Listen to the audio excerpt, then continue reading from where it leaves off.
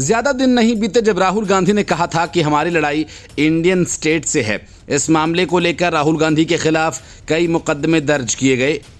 कांग्रेस की फजीहत हुई सो अलग, लेकिन अब लगता है कि राहुल गांधी ने इंडिया स्टेट से लड़ने से पहले वेस्ट इंडिया यानी गुजरात, महाराष्ट्र और गोवा से जंग लड़ने की तैयारी कर ली है। यूथ कांग्रेस के पूर्व अध्यक्ष बीवी श्रीनिवास ने जो कहा कि उनका कुल मतलब यही है। गुजरात में हो रहे कांग्रेस के अधिवेशन के दौरान बीवी श्रीनिवास ने गुजरात को लेकर जैसी टिप्पणी की उससे राजनीतिक बवाल मच सकता है। उसने कांग्रेस के 84वें अधिवेशन में कहा कि जैसे महात्मा गांधी जी ने ईस्ट इंडिया कंपनी के खिलाफ लड़ाई लड़ी, हमारे नेता राहुल गांधी वेस्ट इंडिया के खिलाफ लड़ाई लड़ रहे हैं। उन्होंने कहा कि ये सरकार समाज के सभी वर्गों के खिलाफ है। इस सरकार ने दलितों, पिछड़ों और आदिवासियों की उपेक्षा की है। यह लड़ाई वेस्ट इंडिया से है, मतलब कि वेस्ट इंडिया में न दलित है, न पिछड़े और न ही आदिवासी। यही नहीं, बिना किसी का नाम लिए बीवी श्रीनिवास ने कहा कि हमारी लड़ाई वेस्ट इंडिया से है, क्योंकि यहीं के 2 लोग देश को बेच रहे हैं और यहीं के 2 लोग देश को खरीदने का काम कर रहे हैं।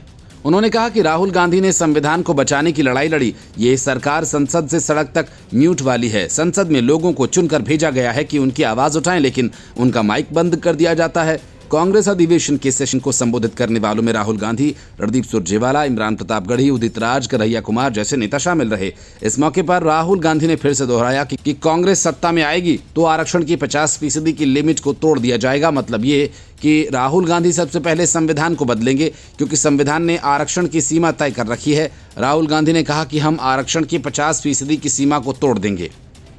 इसके अलावा जाति जनगणना करेंगे, संसाधनों का जनसंख्या के अनुपात में बंटवारा किया जाएगा। उन्होंने कहा कि आज आंकड़ा निकालें तो पता चलता है कि डिलीवरी बॉय जैसे काम करने वाले लोगों में 90% लोग दलित, ओबीसी और आदिवासी वर्ग के हैं।